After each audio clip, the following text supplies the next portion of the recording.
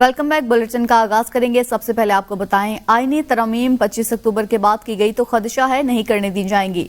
मखसूस नशिस्तों का फैसला यही इशारा करता है। आईनी अदालत के सरबराह जस्टिस फाइज ईसा हो या जस्टिस मंसूर 3 साल के लिए होंगे। Chairman peoples party Bilawal Bhutto कहते हैं, मौजूदा सुप्रीम कोर्ट ने पार्लियामेंट के हक में कानून साजी को तस्लीम किया है। मैं आईनी तरमीम के मामले को लीड करता तो पीटीआई को भी साथ रखता। मौलाना फजलुर रहमान की ख्वाहिश है पीटीआई को साथ रखा जाए। हुकूमत ने हमसे पहले तरमीम का आइडिया अदलिया से शेयर कर दिया, शायद इसलिए इस बार आईनी तरमीम का मामला खुफिया रखा गया। फिक्र न करें, मुआफिका इख्तियार इस वक्त हमारे पास है। 90 की दहाई में हम वकील करते थे, नून लीग जज करती थी। Coordination with the PTI and to establishment. And the establishment, but launched by them as a project to counter that consensus. And I think the first strategic victory was to force Parliament, with the mandate that it had, with the legitimacy it had at the time, with the 3/3 majority of a vote, to back off from the 18th to the 19th Amendment. And us tarike se then the judiciary is taken on. पहले तो एक ही होली काव था, अब तो judiciary ने वो role हमारा सोसाइटी में, हमारे मुआशरे में, हमारे सियासत में आज से नहीं, अब जो भी हुकूमत देके 2018 से 13, 13 से 18, 18 से 2023, उसके बाद they have become a judiciary that now acts outside of the constitution. Nawaz Sharif की एक बार फिर पीटीआई पर तनकीद। कहा, मेरे गले में रस्सी डालकर कहने वाले आज खुद जेल में हैं। इतने बड़े बोल नहीं बोला करो, जैसा करोगे वैसा भरोगे। हमें काम करने दिया जाता तो आज हालात बेहतर होते। आगे जाने की कोशिश की तो रुकावट डाल दी गई। 25 आपके अज़ाइम क्या हैं? जेल से कॉल आती है कि एहतजाज करो, क्या वहां से कभी फलाही मंसूबा की कॉल आई? केपीके और पंजाब आपस में लड़ाई करना चाहते हो और यहाँ पे कोई खून खराबा करना चाहते हो? आप अपने सूबे के हुकूमत वालों से पूछें, आप उन लोगों से भी पूछें जो जेल में बैठे हुए हैं कि आपने हमारे सूबे के लिए, केपीके के लिए क्या किया है। 1 अरब दरख्त जो लगाना था, किधर है वो? हमें बताया जाए कहाँ है। और इतनी बड़ी बड़ी जो स्कीमें उन्होंने कहा था जो हम ये शुरू करेंगे, किधर है वो सारे? और फिर आते हैं यहाँ पे आंसू गैस के शेल लेकर आते हैं ताकि पुलिस के ऊपर बरसाए जाए और इनको जख्मी किया जाए, इनको अब जो है वो डराया धमकाया जाए। और तो दूसरी जानिब बैरिस्टर सैफ ने खैबर पख्तूनख्वा से मरीजों का इलाज के लिए पंजाब जाने का नवाज शरीफ का बयान मुज़हिका ख़िज़ करार दे दिया। बैरिस्टर सैफ ने कहा, शरीफ खानदान तो खुद सरदर्द के इलाज के लिए भी लंदन जाता है। पंजाब के अस्पताल इतने अच्छे हैं तो खुद इलाज क्यों नहीं कराते? बैरिस्टर सैफ का कहना है, पंजाब में कई बारियां लेने के बावजूद सेहत कार्ड मंसूबा क्यों शुरू नहीं किया? बानी पीटीआई का अपना घर स्कीम मंसूबा कॉपी किया, सेहत कार्ड मंसूबा कब कॉपी करेंगे? नून लीग में मुआशी इस्तेहकाम का दावा भी मुज़ाहिका खेज है। मुल्क पर मुसल्लत जाली फॉर्म 47 की हुकूमत नून लीग की नहीं है। शायद नवाज शरीफ शहबाज शरीफ की हुकूमत को नून लीग की हुकूमत नहीं मानते। उन्होंने कहा कि नवाज शरीफ की तकरीर से लग रहा है कि अपने भाई की हुकूमत से खुश नहीं है, जबकि अली अमीन गंडापुर बाप बेटी दोनों के हिसाब पर सवार हैं। अली अमीन गंडापुर एहतजाज के लिए पंजाब आते हैं तो उनकी जमहूरी और आईनी हक है। इक़्तिदार की कई बारियां लेने के बावजूद नवाज शरीफ किससे गिला कर रहे हैं? वज़ीर आला पंजाब मरीम नवाज का कहना था, एक जमात के लोग मुल्क में फसाद फैलाना चाहते हैं। ये लोग सूबे पर तवज्जो देने के बजाय जलाओ घिराव की बात कर रही हैं। पंजाब में आग लगाने की इजाजत नहीं देंगे। सियासत की इजाजत मिल सकती है लेकिन दहशतगर्दी की नहीं। पंजाब के आवाम ने इंतशार फैलाने वालों को मुस्तरद कर दिया। इनको एहतजाज के लिए खैबर पख्तूनख्वा से लोग लाने पड़े। चंद अनासिर एहतजाज की आड़ में इंतशार फैलाना चाहते हैं। इनका फोकस गालम गलोच पर है। किसी की गालम गलोच का जवाब नहीं दूंगी। मेरी तरबियत ऐसी नहीं है, ना ही मेरे पास वक्त है।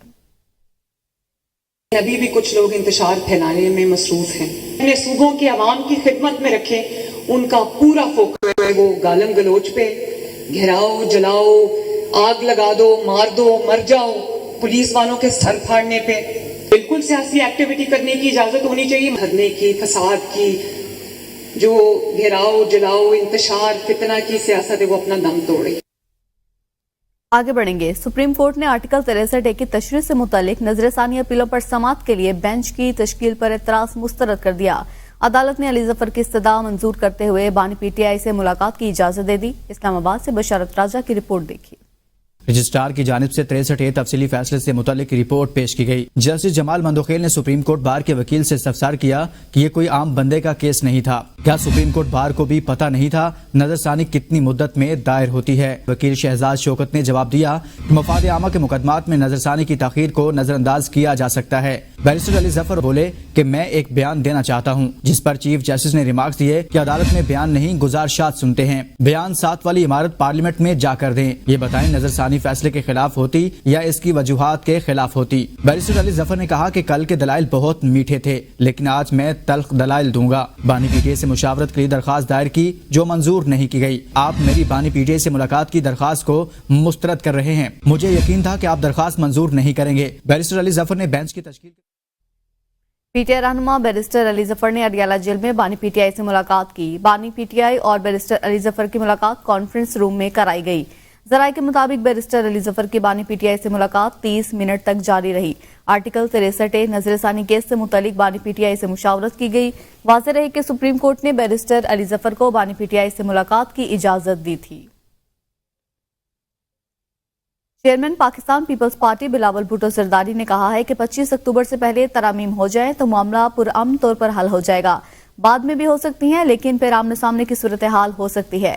बोले आईनी अदालत के मामले को ऐसे नहीं छोड़ेंगे, इसको पाया तकमील तक पहुंचाएंगे। सुप्रीम कोर्ट रिपोर्टर्स से गैर रस्मी गुफ्तगू के दौरान सहाफी ने सवाल किया, क्या आप इमरान खान के मिलिट्री ट्रायल के हक में हैं? इस पर बिलावल भुट्टो जरदारी ने जवाब दिया, अभी तो देखना है कि शवाहिद क्या हैं। शवाहिद हैं तो सामने लाएं, वैसे भी सदारती मुआफी का इख्तियार हमारे पास है। बिलावल भुट्टो जरदारी ने कहा कि 25 अक्टूबर से पहले तरामीम हो जाएं तो मामला पुरअमन तौर पर हल हो जाएगा। आईनी अदालत से मुतल्लिक बिलावल भुट्टो जरदारी ने कहा, हम पहले ही बहुत ताखिर का शिकार हो चुके, हमारा तो 2006 का मुतालिबा है और ये हमारे मंशूर का हिस्सा भी है। उन्होंने कहा आईनी अदालत के सरबराह की मुद्दत 3 साल की होगी, फौजी अदालतों के क़याम के हक में नहीं। 4 अक्टूबर को इस्लामाबाद में एहतजाज होगा। वजीर आला खैबर पख्तूनख्वा अली अमीन गंडापुर ने ज्यादा से ज्यादा कारकुनों को लाने का टास्क दे दिया। पीटीआई के मेंबरान असम्बली और रहनुमाओं को टास्क सौंप दिया। कहते हैं किसी से तसादुम नहीं चाहते, पुलिस वाले हमारे भाई हैं। डी चौक जलसा तैयारियों के हवाले से पीटीआई पार्लिमानी पार्टी का इजलास वजीर आला अली अमीन गंडापुर की जेर सदारत हुआ। इजलास में पार्टी के मरकजी कायदीन समेत सूबाई अरकान भी शामिल हुए। इजलास में डी चौक जलसे की तैयारियों का जायजा लिया गया और हिदायत जारी की गई। वजीर आला खैबर पख्तूनख्वा अली अमीन गंडापुर का कहना था 4 अक्टूबर को इस्लामाबाद में एहतजाज, ज्यादा कारकुनों को लाना है। खैबर पख्तूनख्वा के काफिले मुनज़्ज़म अंदाज में इस्लामाबाद पहुंचेंगे। कहा किसी से तसादुम नहीं चाहते, पुलिस वाले हमारे भाई हैं। हुकूमत ने डी चौक में धरना देने पर पीटीआई को आड़े हाथों लेने का फैसला कर लिया। वज़ीर वज़ारत कानून इंसाफ बैरिस्टर अकील मलिक की एबीएन न्यूज से गुफ्तगू। कहा पीटीआई को तमाम लवाजमात पूरा करने होंगे, वरना इनके लिए अडियाला जेल के दरवाजे खुले हैं। 2014 में जो हो गया वो हो गया, अब धरने की सियासत कोई सियासत नहीं है। अभी इस मुल्क को इस्तेहकाम की जरूरत है। ये दोबारा रिपीट हो सकती, इस दफा इनको ना तो कोई इजाजत मिलेगी। कल मामलात वाजे हो जाएंगे। मौलाना फजलुर रहमान से मुलाकात के बाद सेनेटर इरफान सदीकी की गुफ्तगू। कहा सरबराह जेयूआई ने तायद की आईनी अदालत होनी चाहिए। उन्होंने कहा मौलाना फजलुर रहमान को इलेक्शन से मुतल्लिक तहफ़्फ़ुज़ात हैं, अगर कोई वोट डाला जाए तो ऐसा नहीं हो सकता कि गिना ना जाए। मौलाना फजलुर रहमान पार्लियामेंट का हिस्सा है। मौलाना चाहते हैं आईनी तरमीम में कोई चीज आइन से मुतसादिम ना हो। उनका कहना था कि आईनी तरमीम का जजेस साहिबान से कोई ताल्लुक नहीं। इलेक्शन कमीशन ने इंट्रा पार्टी इलेक्शन केस में पाकिस्तान तहरीक इंसाफ को दस्तावेज जमा करवाने के लिए मोहलत दे दी है। इलेक्शन कमीशन के रुकन निसार दुरानी की सरबराही में 4 रुकनी बेंच ने PTI intra party election case पर समाअत की। Chairman PTI barrister Gohar election commission में पेश हुए। बैरिस्टर गौहर ने मौकिफ इख्तियार किया कि हमने intra party election record FIA से हासिल करने के लिए अदालत से रुजू किया है। 10 दिन तक हमें एफआईए से रिकॉर्ड मिल जाएगा। दस्तावेजात जमा करवाने के लिए मजीद मोहलत दी जाए। इलेक्शन कमीशन ने पीटीआई को दस्तावेजात जमा कराने के लिए मजीद मोहलत देते हुए इंट्रा पार्टी इलेक्शन केस की समाअत 22 अक्टूबर तक मुलतवी कर दी। चेयरमैन पीटीआई बैरिस्टर गौहर ने कहा है कि पीटीआई इंट्रा पार्टी इंतखाबात का रिकॉर्ड डिजिटल फॉर्म में हमारे पास मौजूद है।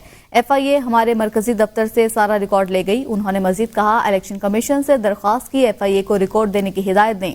अदालत ने एफआईए को नोटिस किया है, उम्मीद है हमें रिकॉर्ड मिल जाएगा। अगर रिकॉर्ड मिल गया तो 22 अक्टूबर को केस मंतकी अंजाम तक पहुंच जाएगा। बैरिस्टर गौहर इलेक्शन कमीशन के बाहर मीडिया से गुफ्तगू कर रहे थे। الیکشن کمیشن نے اسلام آباد کے 3 حلقوں کی الیکشن ٹریبونل منتقلی کی درخواست پر سماعت کرتے ہوئے آرڈر جاری کر دیا۔ نون لیگ کے انجم عقیل، طارق فضل چودھری اور خرم نواز کی درخواستوں پر آرڈر جاری کیا گیا۔ آرڈر میں کہا گیا کہ الیکشن کمیشن نے کیسز منتقلی اور ضمنی درخواستوں کا جائزہ لیا۔ درخواست گزاروں کی جانب سے اٹھائے گئے سوالات کا درخواست دیکھے بغیر فیصلہ نہیں کیا جا سکتا۔ الیکشن ٹریبونل حلقوں سے متعلق الیکشن درخواستوں کا اصل ریکارڈ الیکشن کمیشن کو فراہم کرے۔ بانی رکن پی ٹی آئی اکبر ایس بابر نے کہا ہے کہ 3 مارچ کو انٹرا پارٹی کے نام پر ڈرامہ کیا گیا تھا۔ پی ٹی آئی کی موجودہ قیادت انتشار کی سیاست پر عمل پیرا ہے۔ انتشار کی سیاست پاکستان کے لیے نقصان دہ ہے۔